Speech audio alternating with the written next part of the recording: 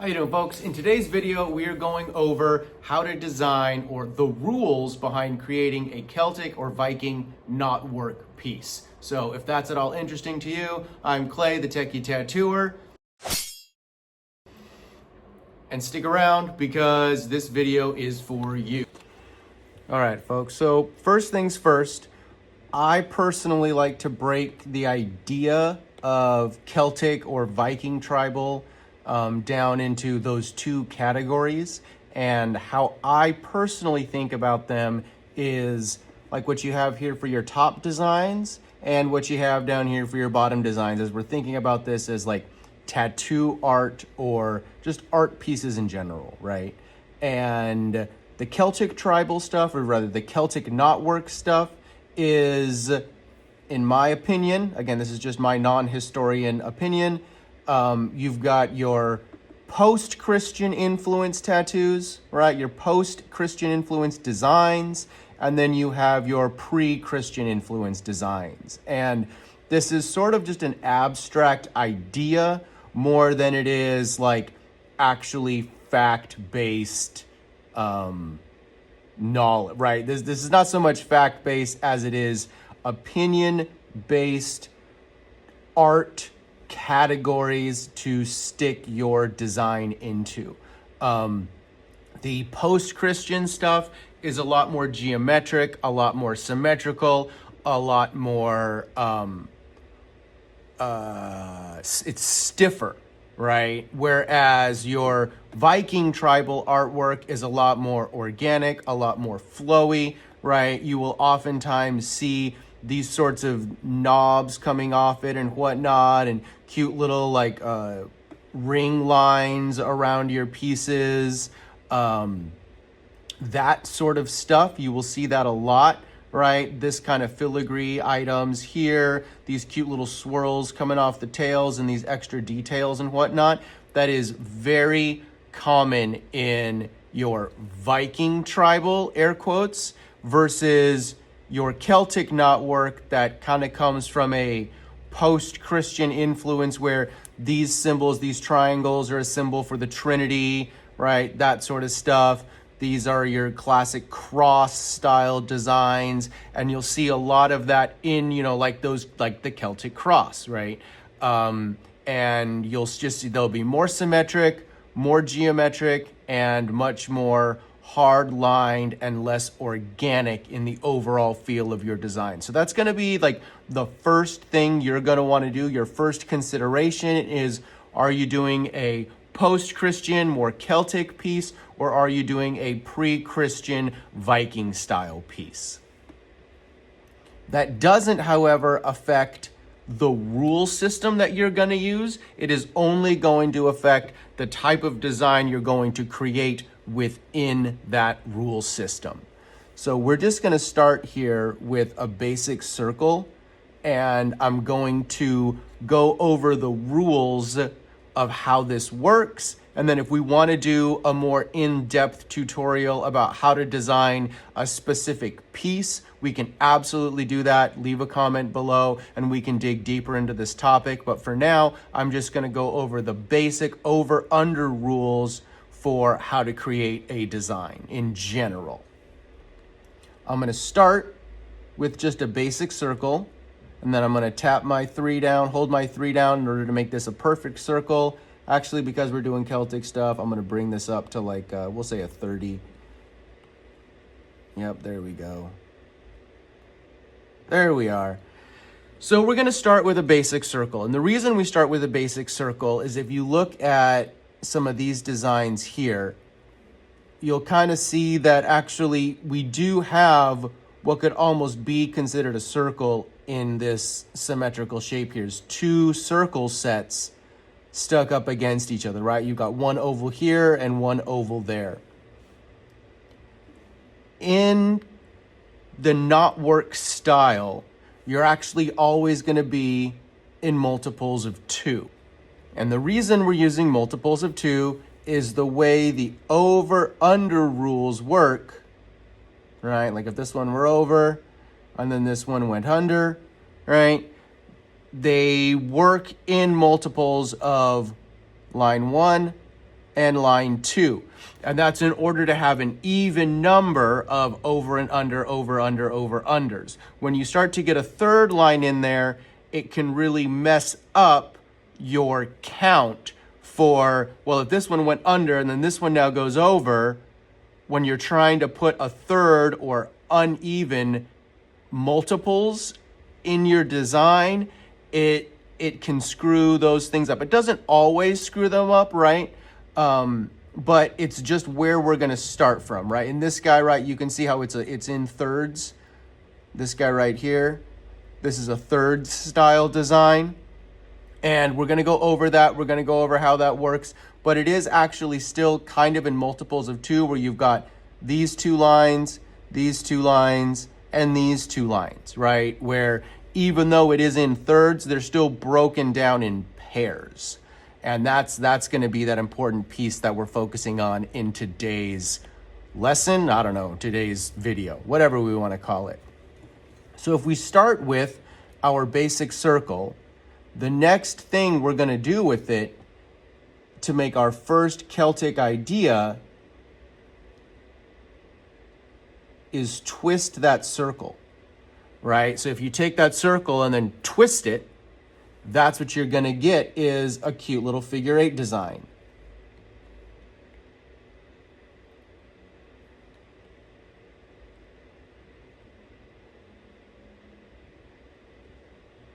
And then one of these is going to go over, and one of these is going to go under in our Celtic knotwork design. Again, if you were to twist it again and give us kind of one of these shapes, so we'll twist it so that we've got 3 circles, right? That'll be our 2 twists.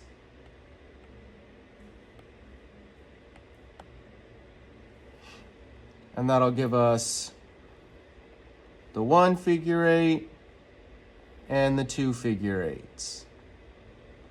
And then one of these goes up, whoop, erase. One of these goes over, one goes under.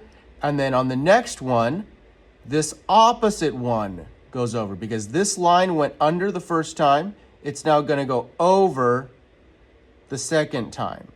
And because we have an even number of lines, these 2 lines, anytime we twist them, anytime we do that, we're always going to have the same ability to have an even over and under design. If we were to put a third line in here, that's when we start to mess things up, right? So if we've got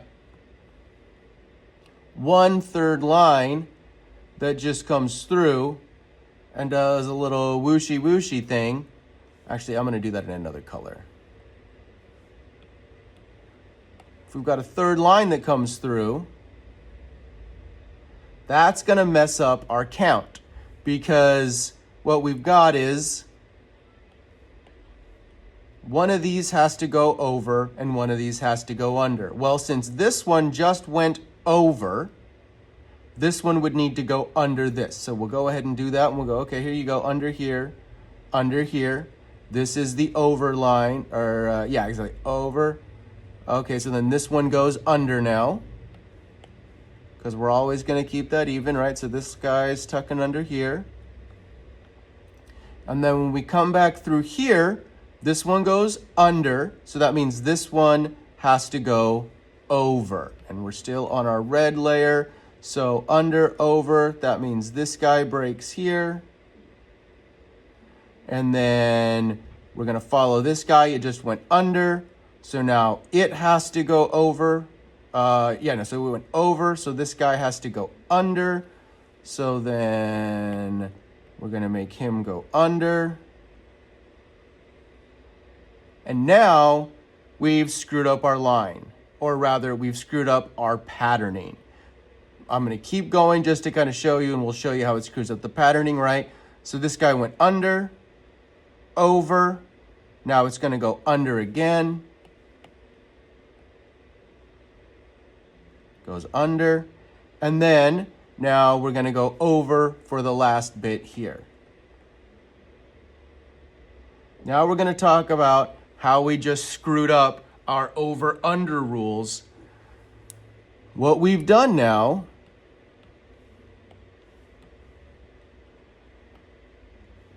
is created a screw up in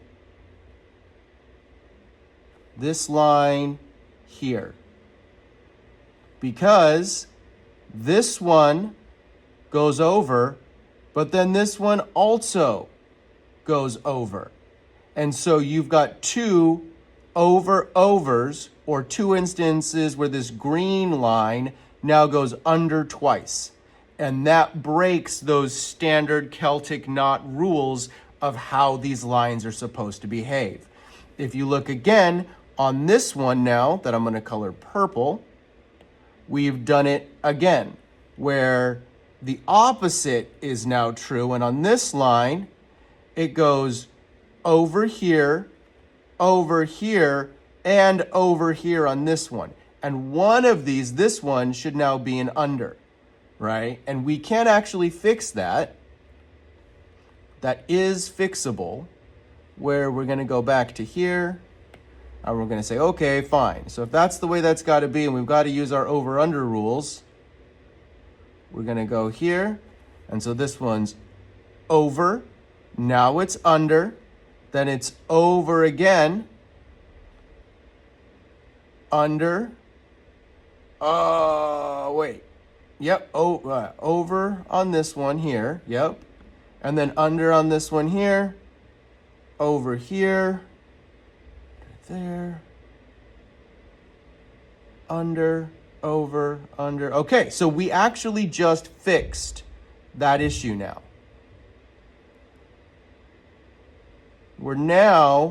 This is now following all of the proper rules for Celtic knotwork. That's what you're gonna have to do to create interesting or Celtic designs that follow the basic Celtic rules, right? And you would, turn this into some kind of snake head or whatever, right? And give this tail a little swoop there, right? And then this black part, we would actually turn into some kind of, I don't know, we'd give it a double line of some sort, right? Where we thin this out and we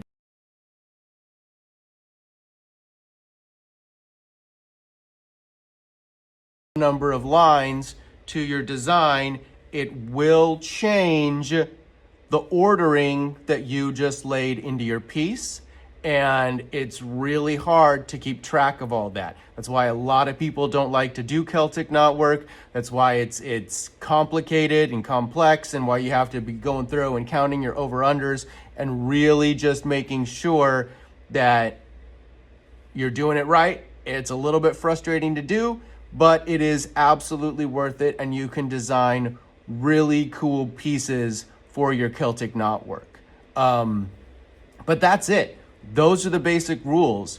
You make your design as complex or as simple as you want, and go through and count your over-unders. Make sure that each individual line in its track is following the proper over-under rules, right? Every time it intersects with another line.